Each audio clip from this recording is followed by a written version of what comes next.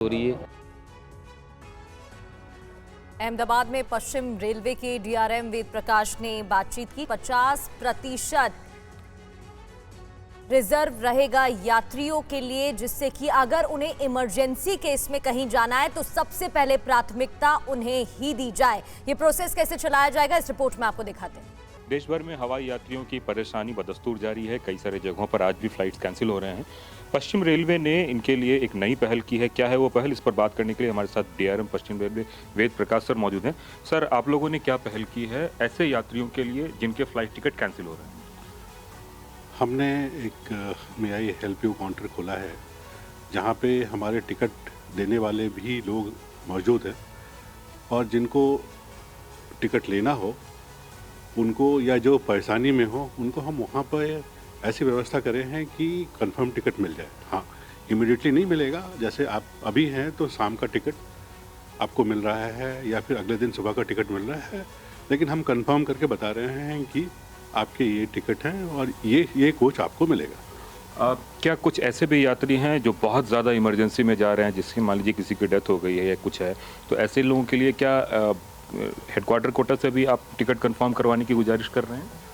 देखिए, हम अर्जेंसी और ये मतलब एक तो कि दिल्ली के लिए स्पेशल ट्रेन चला रहे हैं, तो उसमें हमारी कोई दिक्कत नहीं है और हम पूरे इंडियन रेलवे गियर्ड अप है कि अगर पैसेंजर सफिशिएंट हैं तो हम ट्रेन भी चला रहे हैं। अगर किसी ट्रेन में, पार्टिकुलर ट्रेन में, चूँकि अहमदाबाद से जयपुर की फ़्लाइट है, अहमदाबाद से मुंबई की फ़्लाइट है, दिल्ली की फ़्लाइट है, बेंगलोर की फ़्लाइट है, पुणे की फ़्लाइट है, तो इनके जो भी पैसेंजर्स हमारे पास आ रहे हैं हम उनको सीट दे करके उनको अपने डेस्टिनेशन को भेज रहे हैं। कितनी मतलब ज़्यादा रिक्वायरमेंट आई है और नंबर ऑफ़ पैसेंजर्स कितने आप लोगों ने अभी तक पहुंचाए हैं या पहुंचाने की कोशिश की? नहीं, ये चूँकि जिस तरह जितने रिक्वेस्ट आए हैं तो 100 से ज़्यादा के रिक्वेस्ट को हम लोगों ने उनको ये व्यवस्था कराई है और आराम से वो अपने डेस्टिनेशन को गए। आज भी दिल्ली के लिए एक नई सुबह ट्रेन चलाई गई है और बताया जा रहा है रात में भी कोई ट्रेन चलाई जा रही है। हाँ, समुचित व्यवस्था की जा रही है और जो ट्रेन अभी स्पेशल चलाए हैं उसके अलावा भी जो हमारी ट्रेन एग्जिस्टिंग है जो कि रेगुलर में जाती है ना, उसमें भी हम उनके लिए व्यवस्था कर रहे हैं। तो ये व्यवस्था कब तक आप लोगों ने सोचा है? क्योंकि एयरपोर्ट पे ही हमने देखा, अहमदाबाद एयरपोर्ट पे रेलवे का काउंटर लगा हुआ है और मे आई हेल्प यू का डेस्क लगा हुआ है। ये व्यवस्था जारी रहेगी जब तक ज़रूरत रहेगी और बहुत तेज़ी से एयर ट्रैफिक नॉर्मलाइज हो रहा है, तो पूरे इंडिया के लेवल पे देखें तो करीब करीब 87 ट्रेनें चलाई गई हैं और 57 से ज़्यादा कोचेज़ लगाए गए हैं, जिसमें डेली के हिसाब से अगर देखा जाए तो 30 से 40 हज़ार लोगों को ले जाने की व्यवस्था की गई है। तो हम इंडियन रेलवे पूरी तरह से कृत संकल्प है कि अगर कोई भी किसी को भी अगर जाना हो तो उनके लिए व्यवस्था की जाए।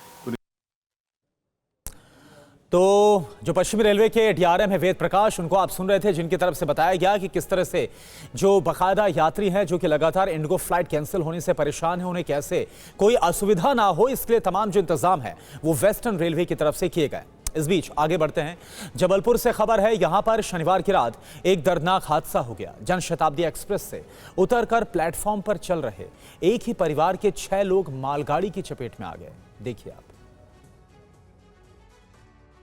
जबलपुर के मदन महल रेलवे स्टेशन पर शनिवार देर रात एक भीषण हादसा हुआ। प्लेटफॉर्म नंबर 1 पर तेज रफ्तार मालगाड़ी की चपेट में आने से एक महिला की मौके पर ही मौत हो गई, जबकि 2 महिलाओं और 3 बच्चे समेत 5 लोग गंभीर रूप से घायल हो गए। घटना के बाद स्टेशन पर अफरा तफरी मच गई। सभी घायलों को तत्काल मेडिकल कॉलेज अस्पताल में भर्ती कराया गया, जहां उनकी हालत नाजुक बनी हुई है।